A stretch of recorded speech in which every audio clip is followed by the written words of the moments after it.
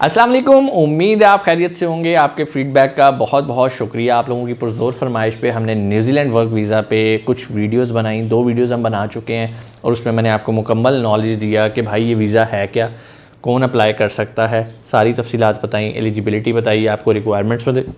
आज की वीडियो बड़ी इंपॉर्टेंट होने वाली है भाई। आज की वीडियो इसलिए इंपॉर्टेंट होने वाली है कि मैंने आपको लास्ट वीडियो में कहा था कि भाई मैं आपको सीवी बनानी सिखाऊंगा कि कैसे न्यूजीलैंड के लिए आप सीवी और कवर लेटर बना सकते हैं। दोनों चीज़ें सिखा दूंगा। चलो ठीक है, मैंने तो सीवी का कहा था, चलो कवर लेटर भी सिखा देते हैं, कोई बड़ी रॉकेट साइंस नहीं है। ठीक है, लेकिन सीवी और कवर लेटर बनाना सीखने से पहले मैं एक छोटा सा डिस्क्लेमर देना चाहता हूँ, थोड़ा सा आप लोगों को बताना चाहता हूँ कि भाई खुदारा हमारे टेलीफोन नंबर पे कॉल कर कर के ये मत कहें कि हमारा वीज़ा लगवा दें, क्योंकि हम सर्विसेज नहीं देते। और ये मैं हर वीडियो के अंदर चीख चीख के, और कुछ वीडियोस में तो मैंने आपके आगे हाथ भी जोड़े थे कि भाई हम सर्विसेज नहीं देते इमिग्रेशन की, ये सिर्फ मालूमाती वीडियो हैं। और बहुत सारे लोग नाराज़ होते हैं, गुस्सा होते हैं कि भाई अगर आप सर्विसेज नहीं देते तो आप वीडियोस क्यों बनाते हैं। भाई पहली बात तो ये है कि हम पाबंद नहीं है किसी से पूछ के वीडियो बनाने के। सेकेंडली भाई ये उन लोगों के लिए हैं वीडियोस क्योंकि हम नहीं चाहते कि भाई आपकी हक हलाल की कमाई ज़ाया हो। पहले बेसिक नॉलेज ले लो, दिल माने किसी एजेंट के पास चले जाना। अदरवाइज़ ये वीडियोस में इतना नॉलेज होता है कि अगर आप जो बंदे काम करने वाले हैं ना वो खुद से अप्लाई कर सकते हैं। तो मैं तो ये चाहता हूँ कि भाई आपके पैसे किसी एजेंट के हत्थे ना चढ़ें, आप कोई अपना माली नुकसान ना कराओ एजेंट के हत्थे चढ़ के। आप उल्टा हमें कह रहे हो सर जी दसो किन्ने पैसे लेने ने साडा वीज़ा लवा दो। ओ भाई मैं नहीं पैसे लेने हो तो और क्या चाहिए। बहुत सारे लोग तो थंबनेल देख के नीचे कमेंट कर देते हैं, लो सर जी आप तो फीसें इकट्ठी करने के चक्कर में वीडियो बना रहे हैं। भाई कितनी फ़ीसें? मुझे कोई एक बंदा आके कहे कि सर आपने मेरे से ना वीज़ा लगवाने की फ़ीस चार्ज की है, तो भाई मेरे हाथ खड़े हैं। हम एक फ़ीस चार्ज नहीं करते। अगर मैं आपको अपने स्टैट्स बताऊं ना, पिछले 6 महीने के अंदर आप जाके देख सकते हैं, मोर देन 4 मिलियन व्यूज़ हैं। और 4 मिलियन में से अगर मैं 4 लाख कॉल्स आपको बताऊं ना, तो ये बात बुरी नहीं है। हमारा नंबर हमेशा बिजी रहता है, यहाँ व्हाट्सएप इंगेज रहता है। 3 टीम के मेंबर्स हैं, वो सर पकड़ के बैठे हुए हैं कि सर हम तो खाना नहीं खा सकते, इतनी कॉल्स हैं, सर जी वीज़ा लगा दो, ये कर दो। जस्ट इमेजिन अगर मैंने सबसे $10 भी लेना शुरू किया होता, सिर्फ $10। ठीक है, 4 लाख कॉल्स हैं, तो 10 मल्टीप्लाई बाय 4 आप कर लो कितने लाख बनते हैं। तो भाई मैं तो पैसा इकट्ठा करूँ और चला जाऊँ, ऐसा काम तो मैंने नहीं करना ना। मेरा मकसद आप लोगों को एजुकेट करना है कि भाई फ्रॉडियों से बचो। बहुत सारे लोग सिर्फ थंबनेल देख के कमेंट कर देते हैं, कुछ शहजादे आते हैं वो 1 मिनट की वीडियो देखते हैं और चले जाते हैं, पूरी वीडियो एंड तक देखते ही नहीं है। भाई जब तक आप किसी का पूरा पॉइंट ऑफ व्यू नहीं लेते और आप उसके ऊपर बहतान लगा रहे हो तो ये बहुत बड़ा गुनाह है। ठीक है, थोड़ा सा यार अखलाकियात का ख्याल रखो। ये पता चलना चाहिए आपके मैसेज से कि आप किस ख़ानदान से ताल्लुक़ रखते हो।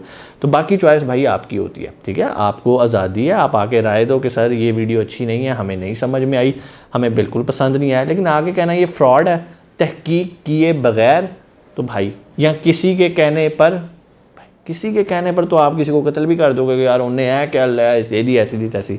खुदारा यार थोड़ा सा दिमाग को इस्तेमाल करना है, तहकीक करनी है, रिसर्च करनी है। मैं ये जो डाटा आपको बता रहा होता हूँ ये मैं अपने तौर पे नहीं बता रहा होता, ये उनकी ऑफिशियल वेबसाइट्स पे डाटा पड़ा होता है। और मैं अक्सर तो आपको स्क्रीन पे लेके जाके दिखाता हूँ कि भाई ये डाटा पड़ा है, ये वीज़ा प्रोग्राम है, कर लो जो करना है।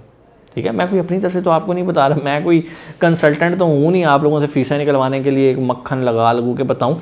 जो थंबनेल पे हमने थोड़ी सी अट्रैक्शन रखी होती है ना, वो एक दरवाज़ा है कि यार इस दरवाजे से एक बार आप अंदर तो आओ और अंदर वीडियो के अंदर हकीकत पड़ी है वो जान लो भाई, ताकि कोई आपको नुकसान ना दो। जहाँ पर हम बिल्कुल सादा सा थंबनेल लगाते हैं ना, लोग बात ही नहीं सुनना चाहते, फिर आखिर पे नुकसान करवाते हैं अपना।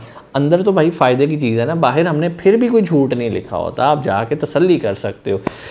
टॉपिक पे आते हैं भाई, बड़ा लंबा लेक्चर हो गया लेकिन डिस्क्लेमर दे दिया। अगर अब आपने कॉल की ना भाई हमारे नंबर पे, तो भाई फिर वो फ़ोन नहीं उठाएंगे आपका, तो आपने नाराज़ भी नहीं होना। ठीक है, टॉपिक पे आते हैं कि भाई सीवी और कवर लेटर क्या बनाना है। सीवी कवर लेटर बनाने से पहले भाई कॉपी पेंसिल पकड़ लो। ठीक है, जो पॉइंट्स मैं अब आपको लिखवाने लगा हूँ ये पहले आपने हाथ से लिख लेने अपने पास को, उसके बाद इनको फोकस करते हुए आपने कंप्यूटर पर बैठना है, माइक्रोसॉफ्ट वर्ड ओपन करना है और वहाँ पर आपने इसे करना है। आपको कोई ग्राफिक डिज़ाइनर होना ज़रूरी नहीं है, आपको कोई बेल बूटे लगाने ज़रूरी नहीं है, कोई डिज़ाइनिंग नहीं करनी, कोई प्रोफेशनल पिक्चर नहीं लगनी, कुछ नहीं लगना भाई न्यूजीलैंड फॉर्मेट सीवी के अंदर। ठीक है, कॉपी पेंसिल पकड़ो और हम शुरू करते हैं। लो भाई, सबसे पहला और अहम पॉइंट जो मैं आपको बताने लगा हूँ वो ये है कि यूज़ जस्ट वन फ़ॉन्ट।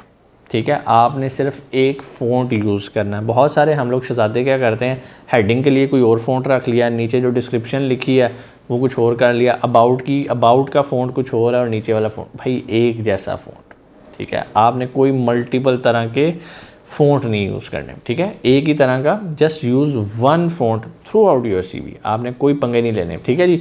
उसके बाद convert your academic grades to New Zealand equivalent academic grades. अच्छा, यहाँ पर चूंकि हम उधर अप्लाई कर रहे हैं ना न्यूजीलैंड के अंदर, तो हमें न्यूजीलैंड के बारे में जानना ज़रूरी है कि भाई वहाँ पर किस लेवल के जो है इक्विवेलेंसी समझी जाती है। वहाँ पे CGPA कंसिडर किया जाता है, वहाँ पर परसेंटेज की जाती है। फॉर एग्जांपल अगर न्यूजीलैंड के अंदर परसेंटेज बेस पे चलते हैं तो आपने जो अपने एकेडमिक्स की डिटेल्स हैं वो परसेंटेज में लिखनी है कि भाई मेरे 85% मार्क्स आए थे। ठीक है, अगर वहाँ पर GPA सिस्टम चल रहा है तो भाई आपने GPA सिस्टम के अंदर लिखना है। ठीक है, आप ये जाके गूगल कर सकते हो और उसके मुताबिक आपने अपने एकेडमिक्स को उस ही फॉर्मेट में न्यूजीलैंड के इक्विवेलेंसी के अंदर आपने करना है। अदरवाइज़ आप ये भी लिखोगे कि convert my documents to the New Zealand equivalence documents, तो आपको गूगल के ऊपर बड़े ऐसे वेबसाइट्स मिल जाती हैं जो कि आपको हेल्प आउट करती हैं, तो वहाँ से आपने ये चीज़ निकाल लेनी है। अगर मैं सिर्फ इसी पे करूँगा ना तो यार इस पर एक पूरी वीडियो बन जाएगी, ये थोड़ा सा लेंथी काम है। सिर्फ आपको इशारा दिया है, अगर आप अक्लमंद होगे तो आप खुद ही इंशाल्लाह कर लोगे और मुझे पता है आप अक्लमंद हो। ठीक है जी। उसके बाद है जी इंक्लूड वॉलंटियर वर्क। और बहुत सारे लोगों ने क्या किया होता है, NGOs के साथ काम किया होता है। पाकिस्तान के अंदर भी अगर आपने हो तो आपने बहुत सारे, फॉर एग्जांपल आपने कोई अल खिदमत फाउंडेशन के साथ कोई काम किया वॉलंटरली, आपने किसी फाउंडेशन के साथ काम किया वॉलंटरली, आपने किसी कंपनी के साथ काम किया वॉलंटरली कि सर मैं यहाँ पे काम करना चाहता हूँ तो आई विल नॉट चार्ज, तो इसे कहते हैं वॉलंटियर वर्क। न्यूजीलैंड के अंदर, ऑस्ट्रेलिया के अंदर, बाहर के जितने भी तरक्की याफ्ता मुल्क हैं यहाँ पे वॉलंटियर वर्क की बड़ी इंपॉर्टेंस है। दूसरे एंड पे अगर मैं दुबई की बात करूँ, पाकिस्तान की बात करूँ, यहाँ पर आपने किसी को CV देनी हो, उसमें वॉलंटियर वर्क लिखा हो तो उन्होंने कहना यार अच्छा इन्हें की किया होना, कुछ भी नहीं किया होना।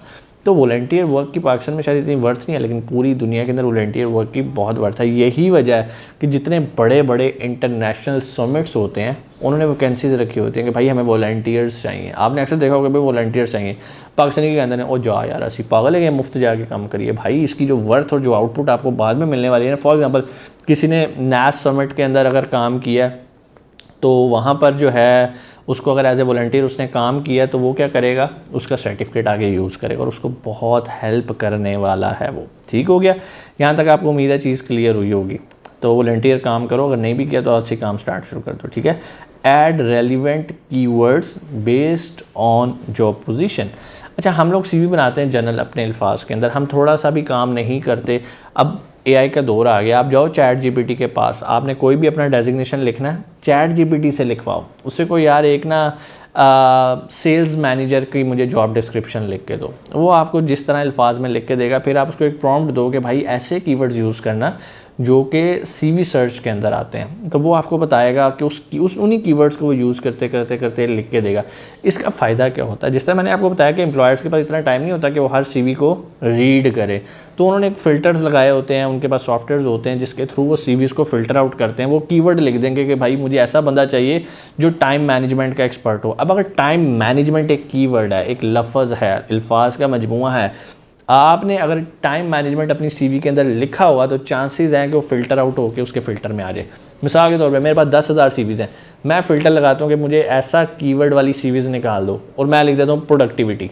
ठीक है, अब प्रोडक्टिविटी लिखा तो जितने लोगों ने प्रोडक्टिविटी का वर्ड अपनी CV के अंदर लिखा, यहाँ मैं लिख देता हूँ प्रोडक्शन मैनेजमेंट। ठीक है, जितने लोगों ने CV के अंदर प्रोडक्शन मैनेजमेंट लिखा होगा वो फिल्टर होकर साइड पे आ जाएंगे। अब अगर 5,000 CV थी तो मेरे पास 50 CVs आ गई जो प्रोडक्शन मैनेजमेंट से रिलेटेड है। अब मैं उन 50 को फर्दर फिल्टर आउट करूँगा कि यार एक्सपीरियंस वाइज या कुछ भी है, तो वो चीज़ें एक अलहदा आ जाती हैं। लेकिन आप देखो ना, 5,000 से उठ के आप 50 के अंदर आ गए हो, क्या सिर्फ राइट कीवर्ड्स यूज़ करने की वजह से। तो ये आपने कीवर्ड्स बड़े ज़रूरी होते हैं, आपने वो लिखने हैं। उसके बाद आ जाता है भाई आपने अगर कोई लाइसेंस लिए हैं, कोई सर्टिफिकेशंस हैं, कोई डिप्लोमास हैं, वो आपने लाजमी मेंशन करने हैं और बाकायदा डेट के साथ कि आपने वो कब कब किए हैं, किन इदारों से किए हैं, ये सारी चीज़ें लिखना ज़रूरी हैं। इससे एम्प्लॉयर को जल्दी पता चलता है। फॉर एग्जांपल अगर आपने लिखा जी मैंने एक सर्टिफिकेशंस की हैं university of engineering and technology से, ठीक है, अब एम्प्लॉयर है, एम्प्लॉयर क्या करेगा कि यार वो कहेगा कि यार कोई इंजीनियरिंग यूनिवर्सिटी के मुझे स्टूडेंट्स चाहिए, तो वो इंजीनियरिंग यूनिवर्सिटी लिखेगा, तो जिधर जिधर CV में इंजीनियरिंग यूनिवर्सिटी जिस जिसके लिखा होगा वो फ़िल्टर आउट हो जाएंगी। तो ये मैं आपको बता रहा हूँ कि भाई ये चीज़ें कितनी इंपॉर्टेंट होती हैं। एक एक लफ्ज़ आपके अंदर CV का इतना अहम होता है जो कि सर्च के अंदर आता है। एम्प्लॉयर क्या ढूंढ रहा है, एम्प्लॉयर क्या देख रहा है। और मज़े की बात ये है CV एक बार नहीं बनती। बहुत सारे लोग कहते हैं यार ये CV हमने बना लिया है, अब इसको हर जगह मैं फ्लोट करना शुरू करूँगा, हर जगह पर फेंकना शुरू कर दूँगा तो मैं कामयाब हो जाऊँगा। ऐसा नहीं है भाई। CV समझ लो आपने हर जॉब डिस्क्रिप्शन के लिए नई बनानी है, न्यू। ठीक है, अगर मिसाल के तौर पे आप एज ए जनरल मैनेजर काम करते रहे हो, एक्सपीरियंस आपका जनरल मैनेजर का है, लेकिन आप देख रहे हो कि यार न्यूजीलैंड के अंदर सेल्स मैनेजर चाहिए, तो अब अगर जनरल मैनेजर की पोस्ट डालोगे वो कहेंगे यार ये तो ऊपर के लेवल का बंदा, ये सेल्स में नहीं आएगा। हालांकि आपको पता है कि यार पाकिस्तान में अगर जनरल मैनेजर में मैं 5 लाख कमा रहा हूँ तो वहाँ पर मैं 10 लाख कमा लूँगा सेल्स मैनेजर बन के, तो मैं नीचे ज़रूर आऊँगा लेकिन मेरी तनख्वाह बढ़ जाएगी।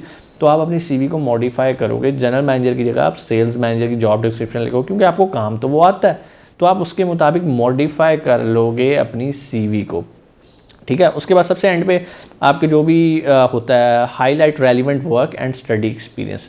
अब यहाँ पे एजुकेशन आती है, बहुत सारे लोग स्टार्ट एजुकेशन से करते हैं जी, मैंने FSC यहाँ से की, मैंने बैचलर्स यहाँ से किया। नो, कोशिश करो कि अपनी last 2 certifications, last 2 education degree, masters किया है तो मास्टर्स एंड बैचलर्स कर दो। ठीक है, और अगर आपने PhD की हुई है तो आप PhD और उससे पीछे वाली रखो। कोशिश करो 2 से ज़्यादा आप ना करो।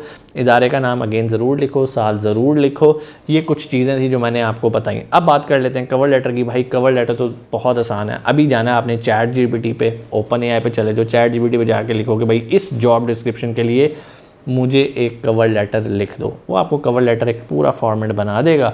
आपने वहाँ पर अपना अपना नाम एडिट करते रहना, जहाँ पर ब्लैंक होगा वहाँ पे लिखा होगा तो योर नेम, तो एज इट इज़ पकड़ के नहीं भेज देना। योर नेम की जगह आपने अपना नाम लिखना है। फिर उसने कंपनी नेम लिखा होता है, वहाँ पर आपने उस कंपनी का नाम जिस तरह आप भेज रहे हो वो करना है। तो एक बार उसको प्रूफ रीड करना है तो आपका कवर लेटर तो 2 मिनट में बन जाता है। ठीक है, मेन आपका टाइम थोड़ा सा लगता है CV के ऊपर। उम्मीद है ये चीज़ें आपको समझ में आई होंगी। कोई भी सवाल आप कमेंट सेक्शन में आके पूछ सकते हो। इंशाल्लाह कोशिश करूंगा इस पर एक और वीडियो बनाऊं, क्योंकि बहुत सारे लोग ये कह रहे हैं कि सर हमें ये बताएं कि वो कौन से ऑक्यूपेशन है जिसके अंदर हम अप्लाई कर सकते हैं। इंशाल्लाह मैं कोशिश करता हूं कि एक वीडियो हम इसके ऊपर भी बना लें, और बल्कि अगली वीडियो ये बना लेता हूं कि भाई वो कौन कौन सी जॉब डिस्क्रिप्शन है जिस पे आप अप्लाई करके इस वीज़ा के लिए एलिजिबल हो सकते हो। अपना बहुत सारा ख्याल रखिएगा। पाकिस्तान जिंदाबाद।